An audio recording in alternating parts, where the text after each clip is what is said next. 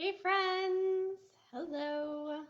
Welcome to installment Q of the ABCs of Leadership. Please let me know if you can hear me because I have a new video camera. My other one broke down about halfway through the series. Um, so yeah, if you're on, please comment. Let me know that you are here and let me know that you can hear me, hopefully. Hopefully. Cross my fingers. If you don't know me, I am Rachel Bonner Williams. I am a feminine leadership coach, and I work with women who want to grow but are already overworked, overstressed, and overwhelmed. And I help them achieve their career goals as feminine leaders without sacrificing themselves or their personal life. Hi, Catherine. Thank you so much for letting me know. It's always kind of a toss up um, when you have a new camera, but yeah, so I actually just came out of a feminine networking event and I was kind of reliving my story of, I climbed my way up the corporate ladder. I had the societal checklist life, the house, the spouse, the car, the money, like all the things. And I've always been kind of addicted, frankly, to personal growth. High achiever, climb that ladder, do the things and do it best. And honestly, a little bossy, a bit of a natural leader, right? And so, in the process of climbing, chasing the success, living the checklist life, I completely burned myself out. And I see it over and over again. There are all these amazing feminine leaders that the world needs today, but they are not able to lead as impactful as they should because they are literally burning out or they're having to do so at the expense of their marriage or feeling like they're not being good enough moms or not spending like they're like what are friends, what is a social life, right? So I help these women continue to grow, continue to be the leaders that they know that they're meant to be while still having this beautiful personal life without sacrificing themselves, their families, their marriage, or their sanity. So, this naturally leads into what I came to talk to you all about today, which is Q, quit shoulding all over yourself.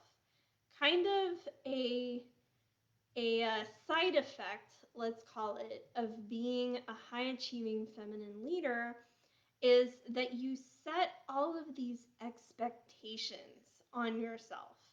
And so many of us just keep doing the things that we feel like we should, that we have to be the end all be all, the do it, the leader, and we genuinely want to help from a place of heart. So we say yes to everything.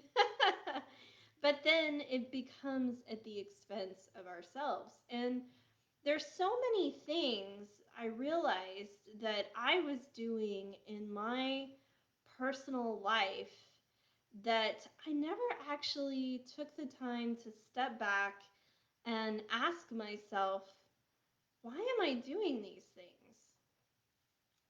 If I stop doing these things, who's going to notice?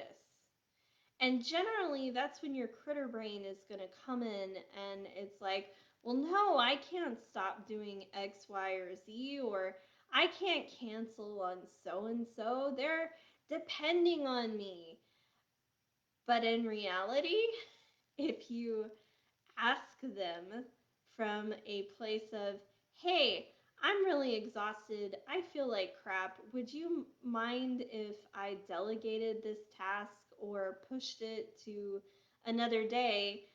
The person that you work up in your head that's going to be so disappointed, or the things that you think are going to fall apart, in all actuality, don't even care, don't even notice, or they're forced to empower them own selves, which is kind of like a whole nother side tangent, and learn how to fish for themselves instead of you doing it for them. So, one of the things that I recommend a lot in my practice is what I call the 4D system, which I'm going to be probably re-releasing the masterclass that I did for that soon. But the 4D system is literally listing out all of your to-dos and going through the 4Ds: do, delay, delegate, delete. So those shoulds are your deletes. I should clean the garage. Really? Are the garage police going to come and get you?